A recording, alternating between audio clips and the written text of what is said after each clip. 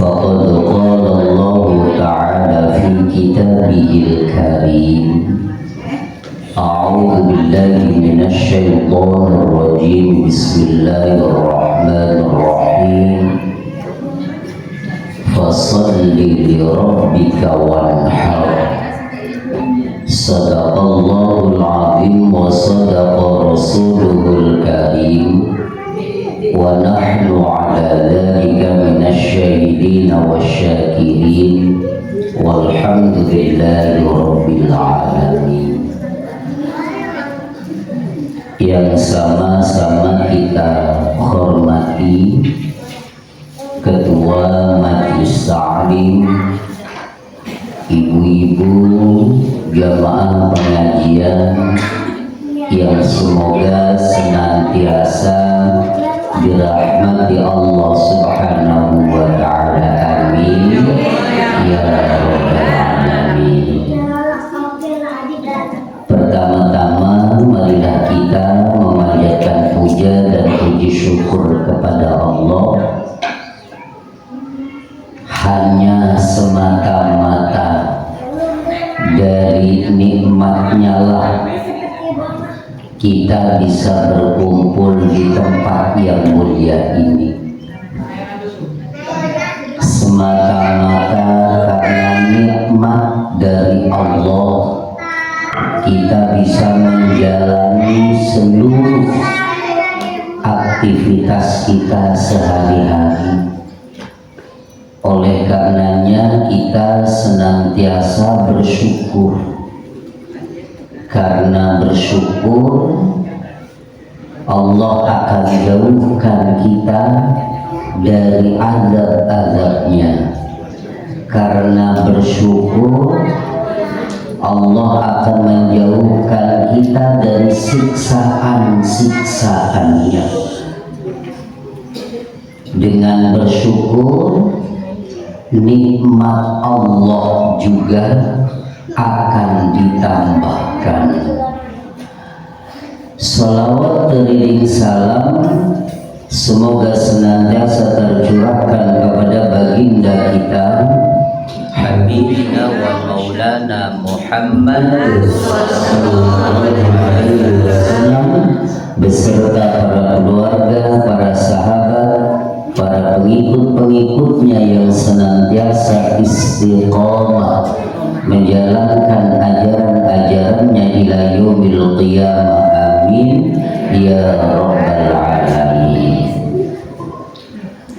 Ibu-ibu yang dirahmati Allah, pagi ini tema pengajian kita tentang memaknai kurban untuk hilangkan perbedaan dan pererat ukhuwah Islamiyah.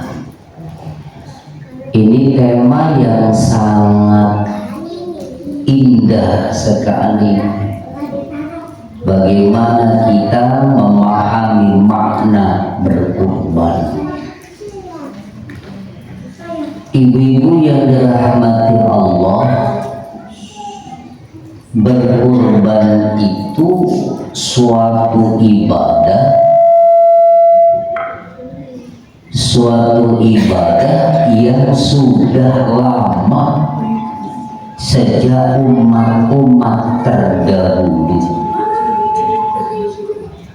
Bahkan story dari mana ya? Enak yang dari itu, tapi bluetooth ini aja kayak nembak. Cek 1 2 3. Ini cukup. Ibu-ibu yang dirahmati Allah, ujungnya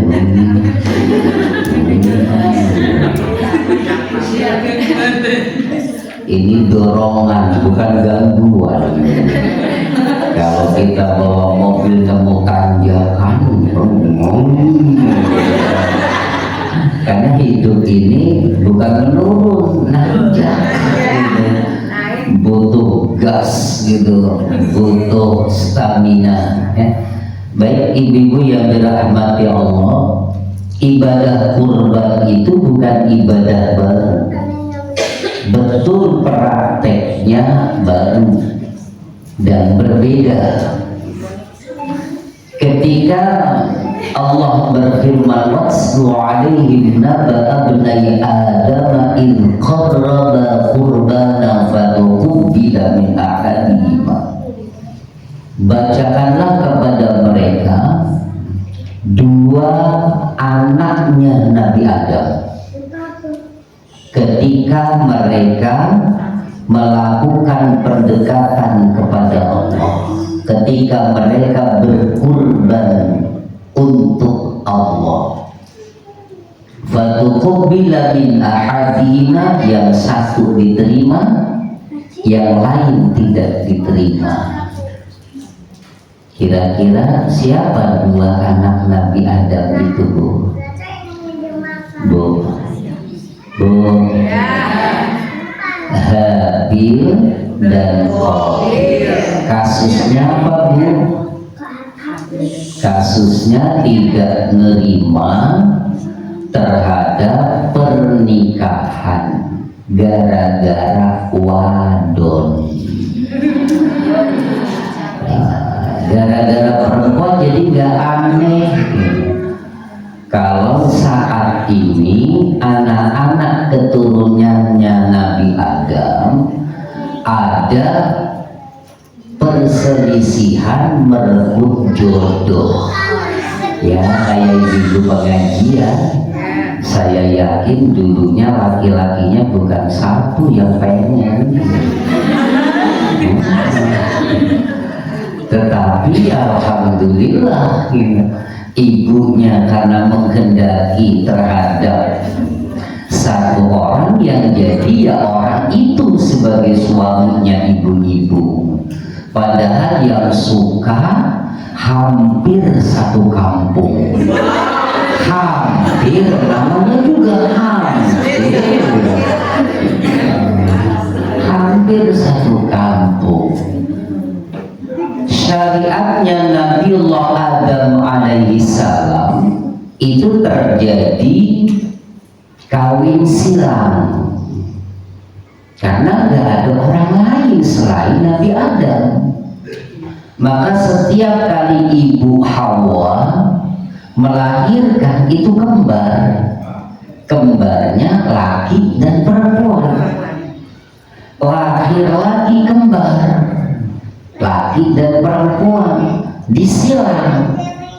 Laki-laki pertama ketemu dengan perempuan yang kedua, perempuan yang pertama ketemu dengan laki-laki kedua.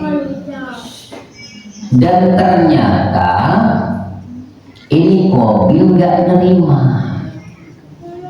karena kebetulan yang lahir kedua itu tidak secantik yang pertama. Memaksakan diri pengen dengan kembarannya. Ya udah, kata Nabi Adam, lakukan kurban. Siapa kurbannya yang disambar oleh api, disambar oleh petir, maka itu yang diterima. Akhirnya Qabil dengan gandum, kemudian Habil pakai kambing. Yang disambar oleh petir itu adalah kambing. Jadi Habil yang akhirnya menikah dengan Naimah, kembarannya Qabil tersebut. Itu sejarah panjang. Ibu-ibu, kita maknai dari sini bahwa berkurban sudah ada sejak dulu. Dari apa yang kita miliki, berkurban itu berikanlah semata-mata karena Allah, dan juga barangnya istimewa. Jangan sampai kurban 1 ekor kambing udah kecil kurus. Jangan. Habil itu kambingnya montok. Saking montoknya kasih kol-kolah montok. Yang kayak mama gitu, demplon itu mama gitu ya. Jadi kalau mama biasa demplon itu gak aneh, karena pertama onderdilnya sudah berubah, kemudian gitu sudah berbadan 2, jadi melebar ibu-ibu. Jangan kaget ketika masa gadis, ya Allah rampingnya luar biasa, masuk pintu kecil aja bisa masuk. Lah udah punya anak, udah dibukain gede nggak masuk juga. Nggak aneh mama. Jadi ibu-ibu yang dirahmati Allah, berkurban atas nama Allah itu dengan sesuatu yang terbaik. Kalau ada kambing ibu yang satu harganya 3 juta, yang satu lagi harganya 6 juta. Kira-kira pilihan ibu yang mana? Yang 3 juta, yang montok, yang demplon, tapi harganya yang 3 juta. Sampai nyungsrut kemanggihan lu gitu mah. Mana ayah harga 3 juta kayak montok. Jadi ibu-ibu yang dirahmati Allah, makna yang pertama bahwa kurban itu semata-mata beribadah kepada Allah. Jangan ada niatan yang lain. Jangan ada pengen kedenger sama tetangga kurbannya sapi, ternyata sapinya untuk 7 orang. Ya yang penting sapi dulu lah. Urusan 3 orang 1 orang itu belakangan. Jadi yang mendasari memaknai daripada kurban itu adalah semata-mata beribadah kepada Allah. Jangan ada niatan yang lain, Bu. Yang kedua, bahwa hidup ini perlu pengorbanan. Kalau kendaraan kita mogok, ibu tidak mau berkorban, maka tunggu kendaraan itu akan hancur.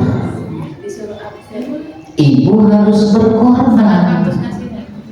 Kalau nggak ada uang cash, gesek ATM-nya. Kalau ATM-nya nggak ada, itu yang dipakai dijual. Apa yang dipakai? Perhiasan. Bu, hidup ini butuh pengorbanan. Ibu rumahnya bocor, nggak mau berkorban, tunggu sampai kena kayunya, kena kusennya, akhirnya jadi bobot, tunggu ambruknya. Bu, berkorban Kalau suami lagi kepepet, jangan susah ngebuka resleting dompet. Berkorban, suaminya lagi nggak pegang uang, nggak mau.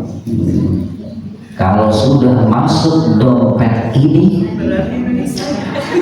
nggak ada yang boleh keluar. Udah ada segelnya.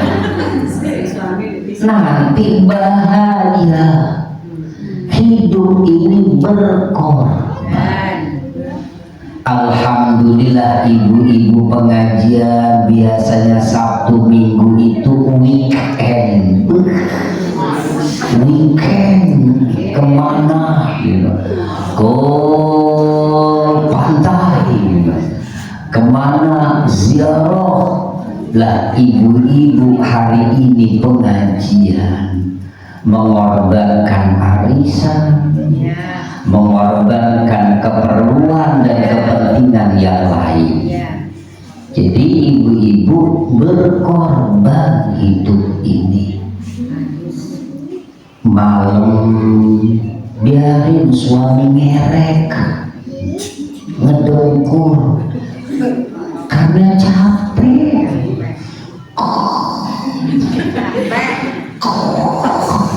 Jangan ditandingin. Malah ibu-ibunya tarik selimut lagi nandingin. Suami kok, istrinya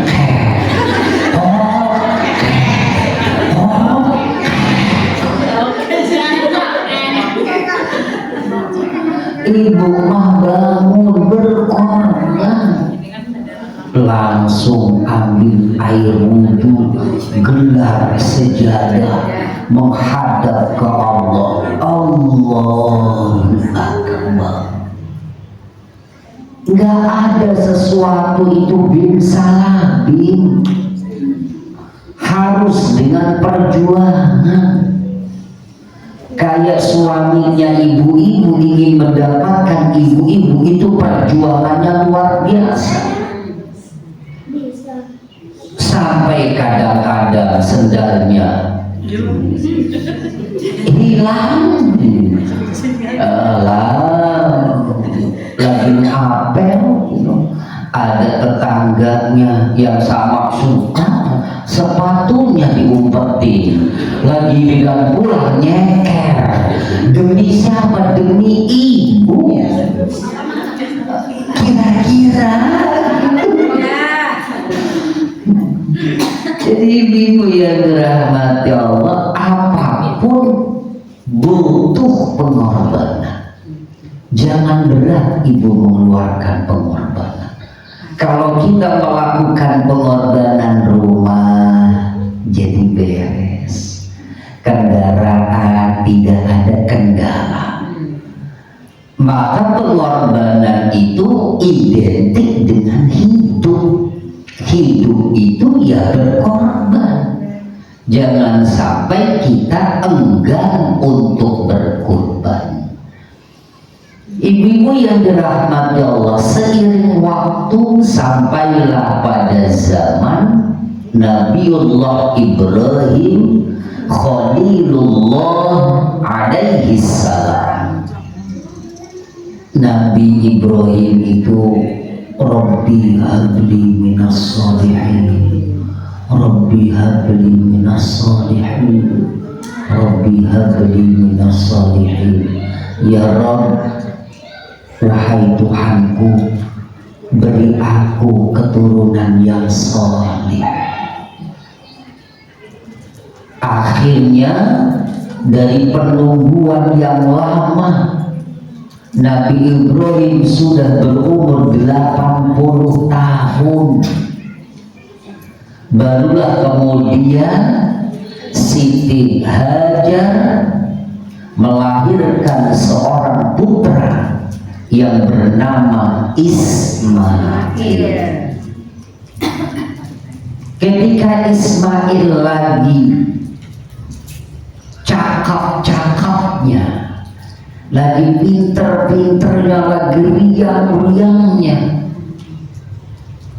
sudah pandai berbicara, sudah ada kemandiriannya, tiba-tiba bermimpi Allah memerintahkan ke Nabi Ibrahim untuk anaknya dikurbankan.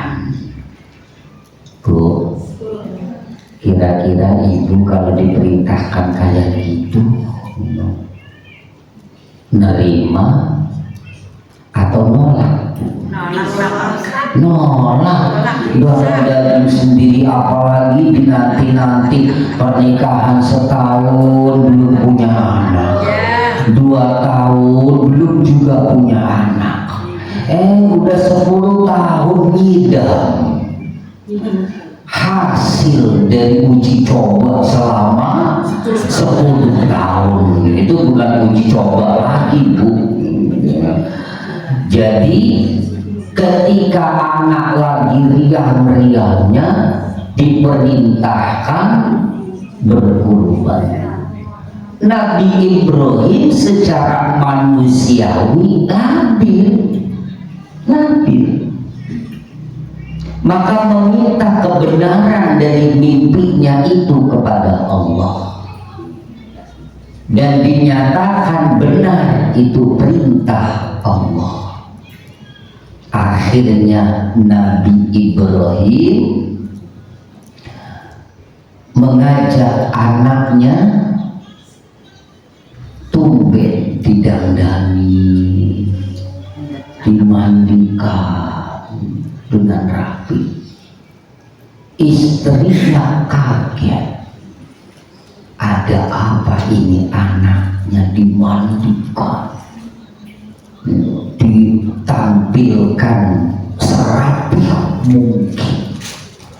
Habis itu dibawa, sang ibu ngejerit, mau dibawa kemana anakku? Mau dibawa kemana? Hati seorang wanita. Diem aja Nabi Ibrahim. Akhirnya Siti Hajar, Ibrahim, apakah ini perintah Allah? Apakah kemauanmu? Kata Hajar. Barulah Nabi Ibrahim jawab, perintah Allah. Seorang ibu yang mengandung, yang melahirkan, merelakan anaknya dibawa. Kan perjalanannya panjang itu, Bu. Nabi Ibrahim meninggalkan ibunda Hajar, Ismail bayi itu, Jazirah Arabia betul-betul kekeringan, sampai air susunya ibunda Hajar itu habis.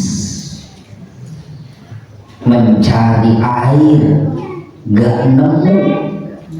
Akhirnya perjuangan Siti Hajar itu diabadikan dalam ibadah haji yang disebut sa'i, bahkan di ibadah umroh, bolak-balik dari Bukit Sofa ke Marwah, dari Marwah ke Sofa, tengah-tengah jalan aus, menahan diri mencari setetes air. Akhirnya diabadikan sebagai ibadah haji dan umrah. Ini perjalanan panjang, bukan singkat. Siti Hajar membesarkan anaknya Ismail itu, ibu-ibu, sampai pada akhirnya Nabi Ibrahim membawa anaknya dan sudah diterlentangkan di atas batu. Allah berfirman, wa fadainahu bidzabhin adzim, dan kami ganti Ismail itu dengan sesembelihan yang besar, diganti pakai domba. Ibu-ibu yang dirahmati Allah, ini pembinaan rumah tangga. Anaknya Nabi Ibrahim, Ismail, jadi nabi. Bahkan anak dari ibunda Sarah juga menjadi nabi, Nabi Ishak. Begitu hebatnya. Dan Nabi Ibrahim sebelum melakukan eksekusi, melakukan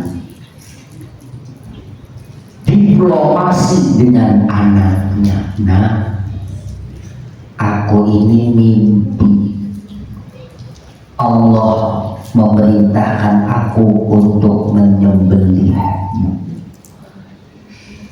Fanzur madza tara, apa yang kamu lihat, apa pendapatmu? Ya abadi al-ma tu'mar, anak kecil, wahai ayahku tersayang, lakukan apa yang diperintahkan. Satajiduni insyaallahu minas sabirin, engkau akan mendapati aku orang-orang yang sabar. Jadi hebatnya Nabi Ibrahim, teguh keimanannya. Hebatnya Ismail, menerima suatu keputusan. Hebatnya Ibunda Hajar, merelakan keputusan. Dan inilah satu potret keluarga yang harmonis, keluarga idaman. Jangan sampai ya saat ini sangat mengkhawatirkan pergaulan anak-anak remaja. Tidak lama ini kasus menggegerkan. Iya. Dan kebetulan itu orang Palas. Saya orang Palas. Bidan Hayati itu saudara saya juga. Dan ngangkat anak entah kondisinya seperti apa, jam 4 pagi belum pulang. Akhirnya terjadilah peristiwa yang tragis. Ya Allah, wallahu a'lam itu. Jadi itu sangat tragis, hampir potong ya, tulangnya udah putus. Kok bisa-bisanya anak-anak kecil sesadis itu? Tidak memikirkan bagaimana kalau itu terjadi pada diri sendiri. Begitu sakitnya, begitu menjeritnya, ngeri. Maka bagaimana potret Nabi Ismail sebagai anak yang soleh itu bukan bimsa. Ada pengaruh dari kedua orang tuanya, kontrol anak-anak, mulai dari pegang handphone, sesekali dicek WA-nya, sesekali dicek Facebook-nya, khawatir pergaulannya jauh, dan itu ngeri. Ibu-ibu yang dirahmati Allah, maka ketika kita menginginkan anak yang solih idaman kedua orang tua, maka kedua orang tua itu menjadi pilot project, menjadi pola percontohan untuk anaknya. Jangan sampai ayah dan ibunya memberikan contoh yang tidak baik, bahkan tidak mengarahkan dan mendidik dalam urusan agama. Jadi ibu-ibu, anaknya pondoki, jangan mikirin ijazah. Ayat yang dibaca tadi itu luar biasa. Wahai orang-orang yang beriman, idza qila lakum tafassahu fil majalis, ketika dikatakan kepada kamu berlonggar-longgarlah di dalam majlis ilmu, maka berlonggarlah, Allah akan longgarkan untukmu. Jadi kalau ngaji kayak gini nih Bu, yang ditempati jangan pinggir pintu dulu, Bu, penuhin dulu yang di depan. Jangan sampai yang datang kemudian itu gak ada tempat, akhirnya ujuk aja ke depan gitu ya. Longgarin Bu, longgarin gitu ya. Kan mama biasa pertama nyari sandaran, nyarinya itu sandaran. Iya, karena tanpa bersandar itu gak nyaman. Yang nyaman itu sampai sayup. Ini dengan bersandar. Berarti itu ya Pak Ustaz? Boten. Kurang nyender nih. Kurang nyender. Jadi ibu-ibu yang dirahmati Allah, Allah memerintahkan kita untuk berbuat lapang agar orang yang datang kemudian ada tempatnya. Allah akan lapangkan kehidupannya.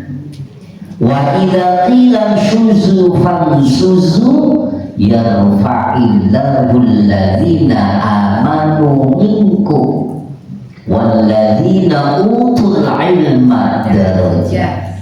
Allah angkat derajatnya orang-orang yang beriman di antara kamu dan orang-orang yang diberi ilmu. Nah ini dia ini.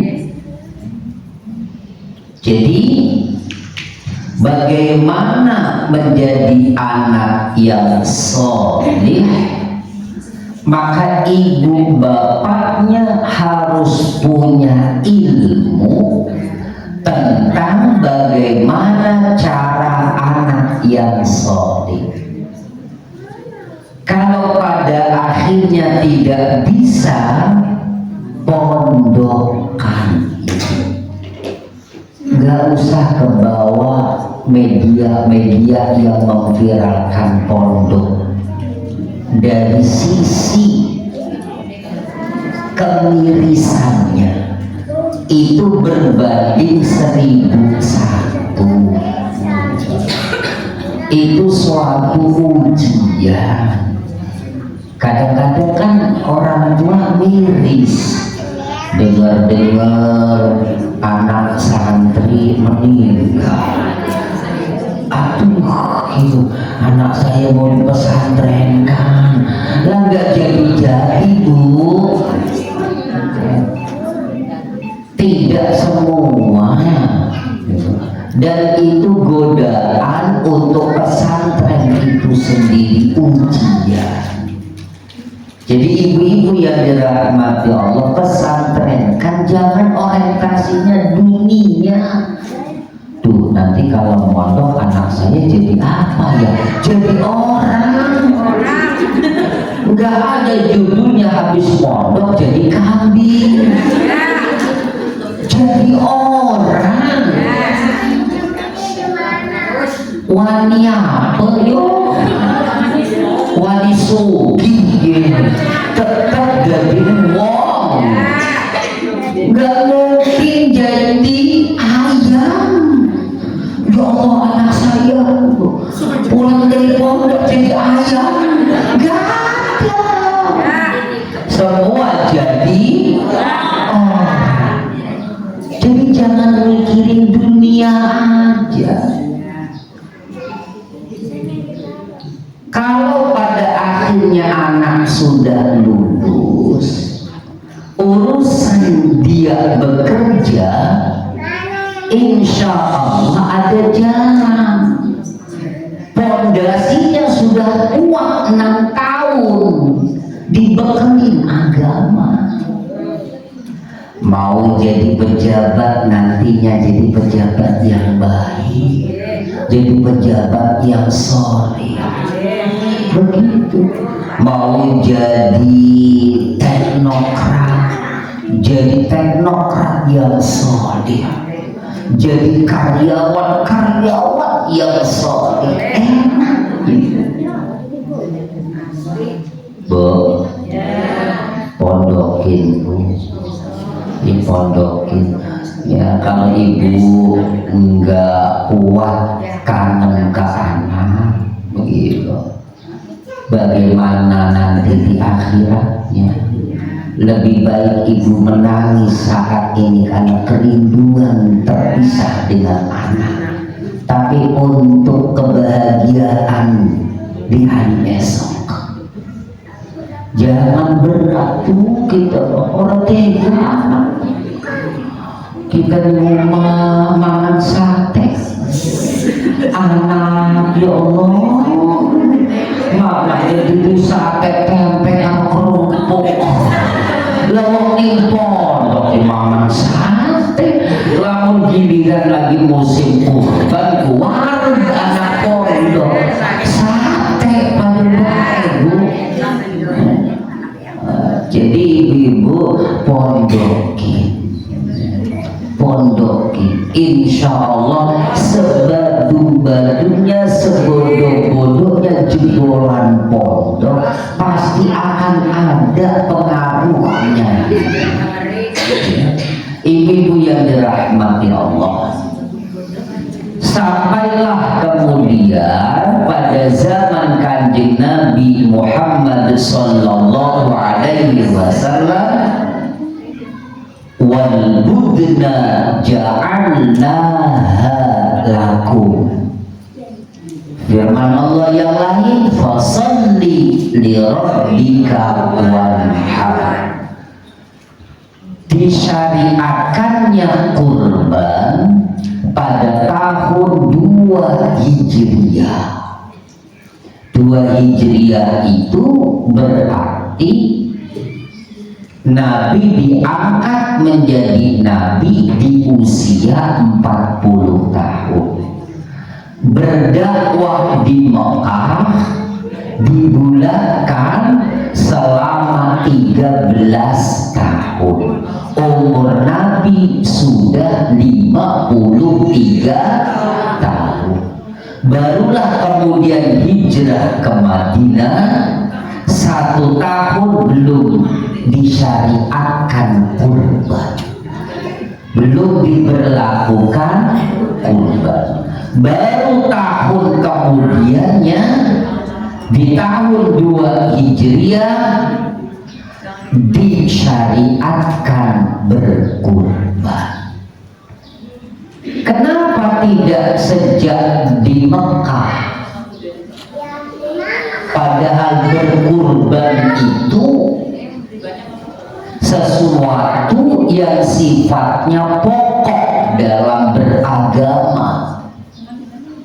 Setidaknya dari nilai-nilai edukatif, nilai-nilai pendidikan yang ada di dalam kurban, tapi diundang-undangkan, disyariatkan, diberlakukan setelah Nabi hijrah 2 tahun. Maknanya bahwa ketika Nabi di Mekah, ibu-ibu, konsentrasinya bukan terhadap pengembangan hukum, masih membina keimanan dan keyakinan. Karena sejarah panjang Nabi yang masuk Islam itu rata-rata orang du'afa, orang-orang lemah, orang-orang fakir miskin dan budak sahaya.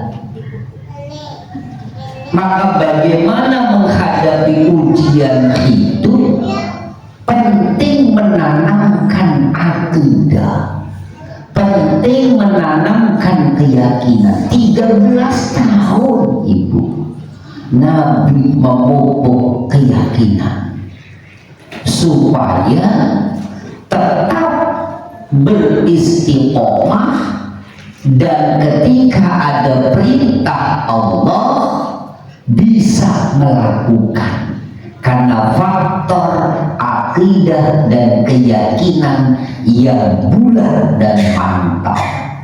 Bu, kalau ibu-ibu nggak punya beras, nggak punya uang, nggak punya minyak, nggak punya bawang, nggak punya cengkeh, nggak punya cabai,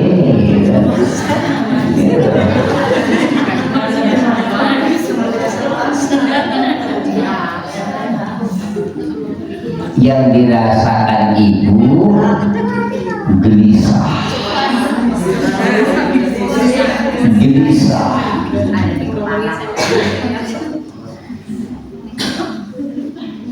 bau masak tidak ada apa-apa. Ngomong ke suami, ya dapur kosong ya. Hah? Beras habis, bumbu habis, semua habis.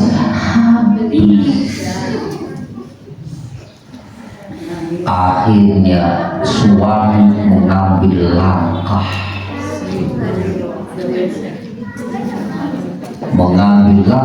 bagaimana ada beras, bagaimana ada minyak. Keluarlah.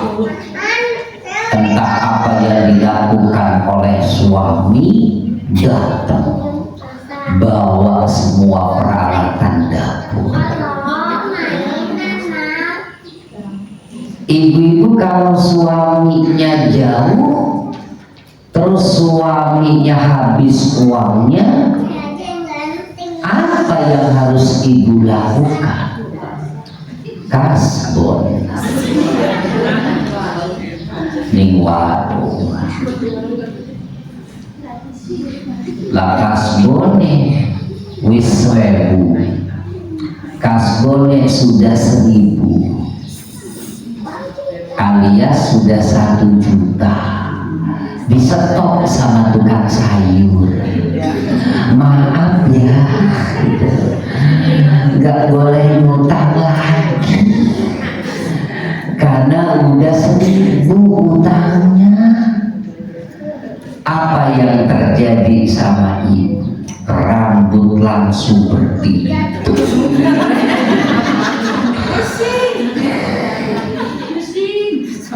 Telepon kanan, telepon kiri, banyak yang meles semua.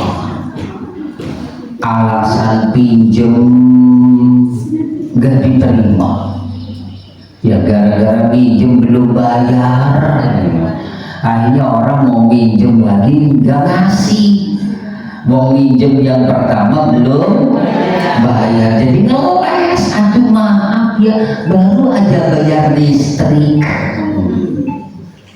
Jadi ibu-ibu yang dirahmati Allah, memupuk keyakinan dan keimanan ini penting. Kalau ibu bersandar ke suami salah. Kalau ibu bersandar terhadap seseorang salah. Bersandarlah kepada Allah. Tutup pintu rapat-rapat. Ambil air wudhu. Gelar sejadah. Menangis ke Allah. Ibu, ini luar biasa. Di dalam kitab Syarah Arba'in An-Nawawiyah, namanya kitab Usfuriyah, dihikayatkan pada zaman setelah dinasti Umayyah, bukan setelah, pada dinasti Umayyah ada orang Majusi masuk Islam.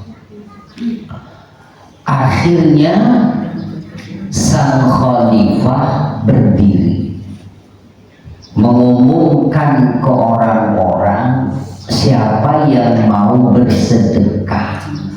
Kebetulan orang Majusi ini ibu-ibu hidupnya miskin.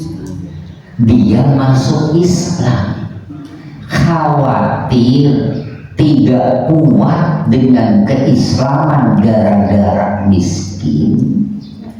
Lah itu meminta bantuan terhadap yang lain agar mengumpulkan sedekah. Lah kata orang Majusi, bahkan itu satu riwayat terjadi pada zaman Nabi. Tapi yang sahih itu terjadi pada masa Ibrahim bin Adham. Jadi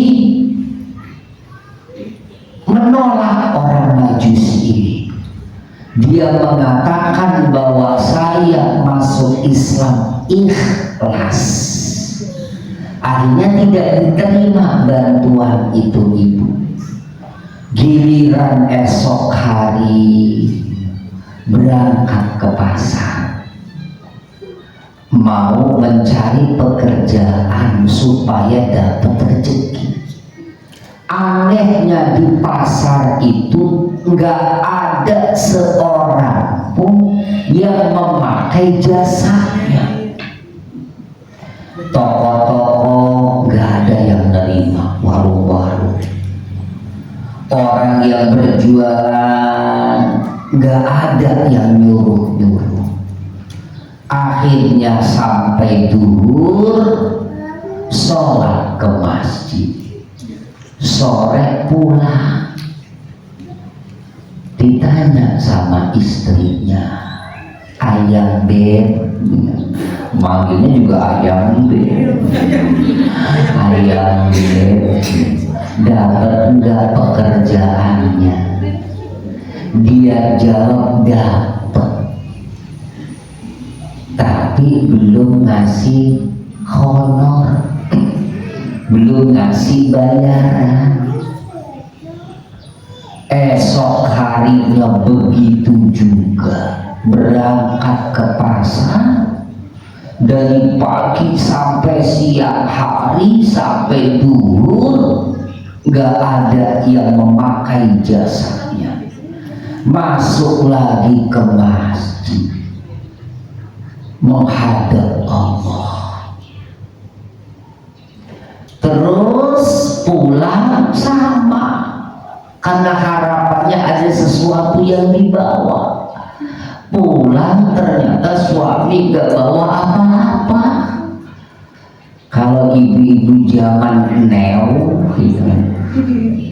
Zaman sekarang gitu, zaman nol begitu ya.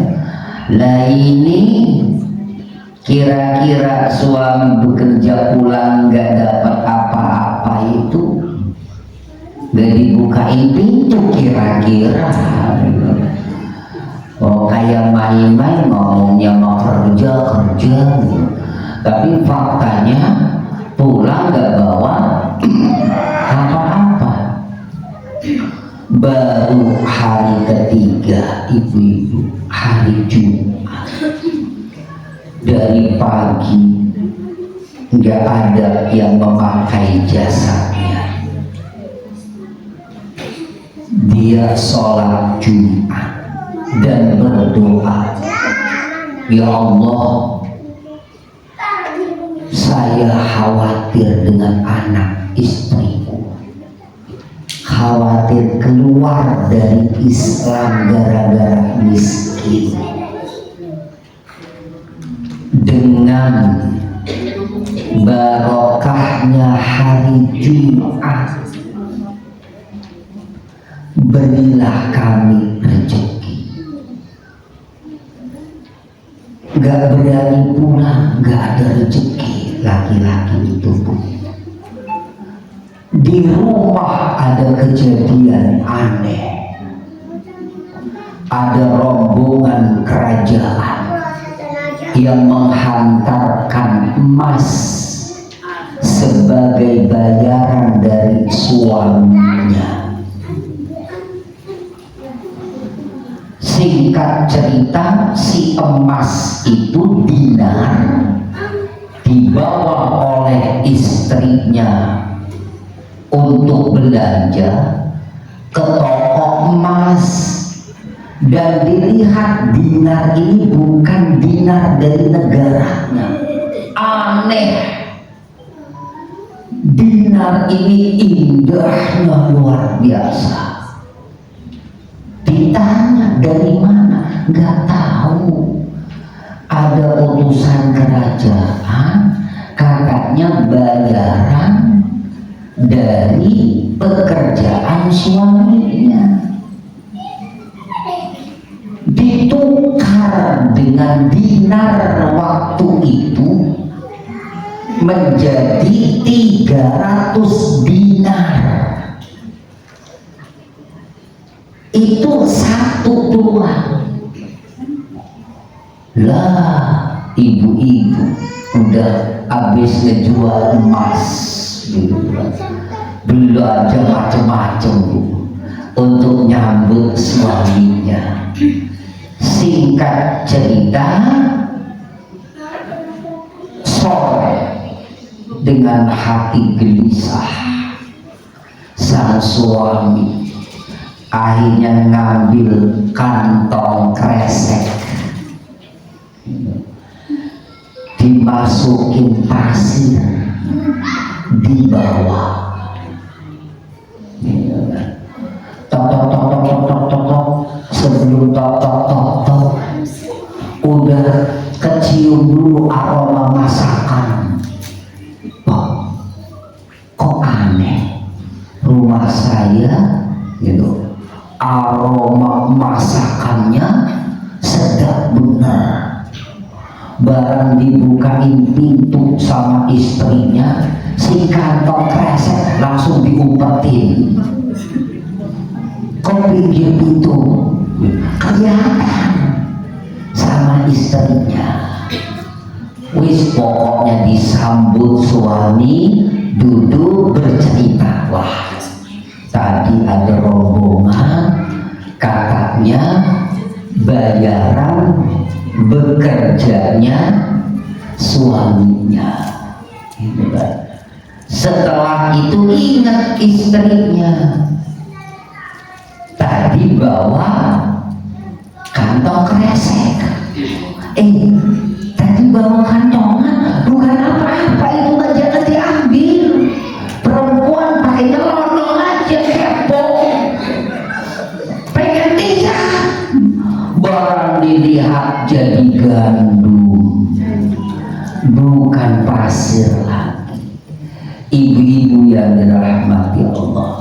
itu semata-mata karena bersandar kepada Allah. Maka kita dalam melakukan aktivitas jangan lupa bersandar kepada Allah. Mendidik anak bersandar ke Allah, membantu pekerjaan suami bersandar ke Allah. Jangan sandarnya ke suami. Giliran suami kena PHK, uang tunjangan PHK-nya habis, masih nganggur, suami tidak jaya lagi, ditendang. Sadisnya, ibu mah gak ada lah di sini, mana ada. Terlalu ya. Kalau ada terlalu. Ibu-ibu yang dirahmati Allah, balik lagi. Kenapa Nabi sebelum mengundang-undangkan, memberlakukan ibadah kurban yang dipupuk keimanan dan keyakinan, itu karena penting. Jadi ibu-ibu jangan tersinggung kalau punya menantu lagi ngajarin anak ibu 3 hari 3 malam gak makan, ngadu, mama gak ada yang dimasak, udah 3 hari mama ada beras juga. Kira-kira ibu-ibu langsung dibawain sekarung, bukan 5 kilo lagi, bukan, bawain sekarung, langsung ikan asinnya 5 kilo. Biar gak habis.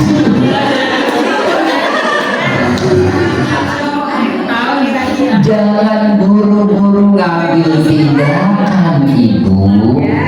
Jangan-jangan menantu ibu lagi membina, lagi mendidik, menumbuhkan keyakinan bersandar kepada Allah.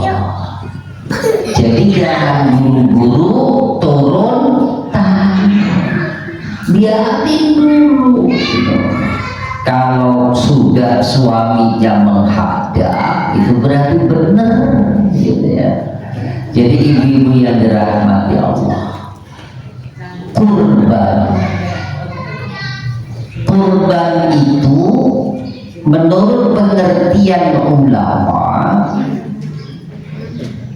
zabhu ma atau ismu ma, nama hewan yuzbahu yang disembelih taqarruban ilallahi, semata-mata untuk mendekatkan diri kepada Allah. Itu namanya kurban. Udah jam berapa? Palsu jam itu ya. Astagfirullahaladzim. Enggak lihat itunya, enggak lihat yang kecilnya. Pas melihat ini jam 10:05,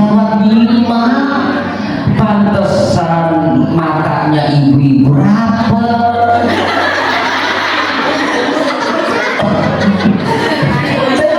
Udah jam 10, orang makanan bercerita.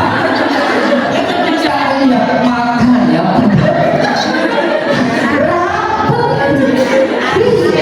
jangan kalahin saya buku. Lihat lagi, masih santai gitu.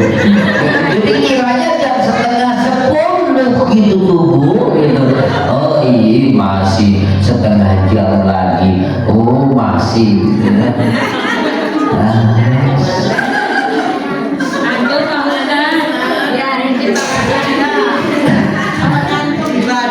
Gitu. Ini praktek berkurban berarti ibu ngorbanin makan, ngorbanin begoyok wis rangkong, wis endah lagi praktek berkurban ya. Jadi ibu yang dirahmati Allah, kurban itu menyembelih hewan dengan maksud semata-mata ibadah kepada Allah. Jadi ibu beli kambing dipotong sendiri, ya jangan ibu bapaknya takut ngamuk ya. Bapaknya yang motong lalu dibagikan. Waduh, repot, nggak bisa lah diserahin ke panitia saja boleh. Wayahnya ibu kasih ongkos menyembelihnya, karena daging kurban itu nggak boleh dijadikan sebagai ongkos penyembelihan atau pengurusan, nggak boleh. Nggak boleh atas nama ongkos bayaran, karena itu semata-mata beribadah kepada Allah. Kasih uang buat panitianya, takut pengen ngopi, takut untuk beli kantong kreseknya, untuk lelahnya, beri itu ibu-ibu. Kalau umpama suami sendiri memotongnya tidak berani, maka ada panitia kurban. Ingat ibu, kurban itu semata-mata ibadah. Jangan ibu berkurban lalu ibu meminta